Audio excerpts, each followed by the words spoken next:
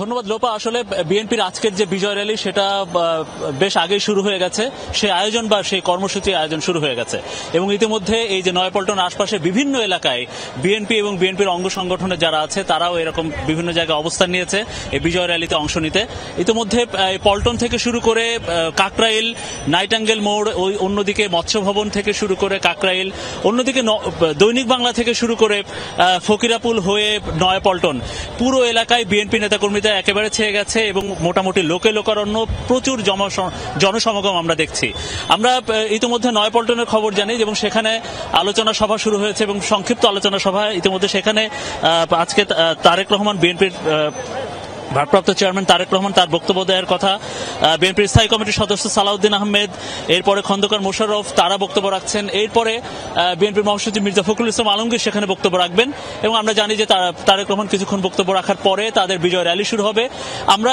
আমি এই মুহূর্তে আছি রাজধানীর পল্টনে এবং আপনি পল্টনে দেখছেন যে যদ্দূর চোখ যায় মানুষের মাথা, এইখানে ছাত্রদল নেতাকর্মীরা অবস্থান নিয়েছেন, তারপরে যুবদল, স্বেচ্ছাসেবক দল এবং এছাড়া বিএনপির কেন্দ্রীয় যে বিএনপির নেতাকর্মীরা তারা সেখানে অবস্থান নিয়েছেন এবং ঠিক কিছুক্ষণ পরে হয়তো আমরা যেটা আশা করছি 20 থেকে 25 মিনিট পরে বিএনপির আজকের যে প্রধান আকর্ষণ বা বিজয় র্যালি, একটা বর্ণিল বিজয় র্যালি তারা করতে চায় এবং সেই হিসেবে সেটা শুরু হবে এবং সেটা এই নয়াপল্টন থেকে শুরু হয়ে নাইটাঙ্গেল মোড় বা কাকরাইল হয়ে এই পল্টন মোড় হয়ে প্রেস ক্লাবের সামনে দিয়ে মৎস্য ভবন হয়ে শাহবাগে গিয়ে শেষ হবে।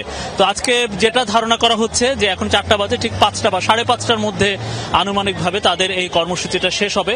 আর ইতিমধ্যে বিএনপির পক্ষ থেকে আজকে জানেন যে এই কর্মসূচি উপলক্ষে গোটা রাজধানীতে কিছুটা হলে যানজটের সৃষ্টি হয়েছে, মানুষের যে কিছুটা দুর্ভোগ হচ্ছে, এটা বিএনপি শুরু থেকে দুঃখ প্রকাশ করেছে।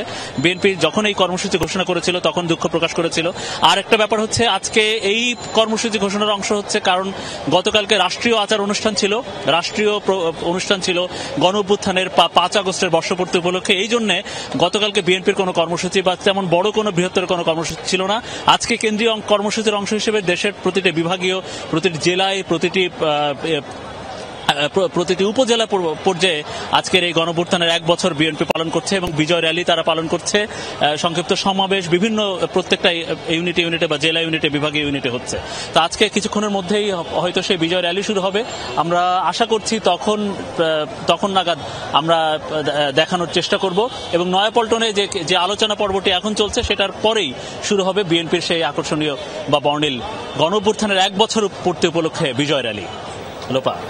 মনির, আপনাকে ধন্যবাদ আমাদের সাথে যোগ দেওয়ার জন্য।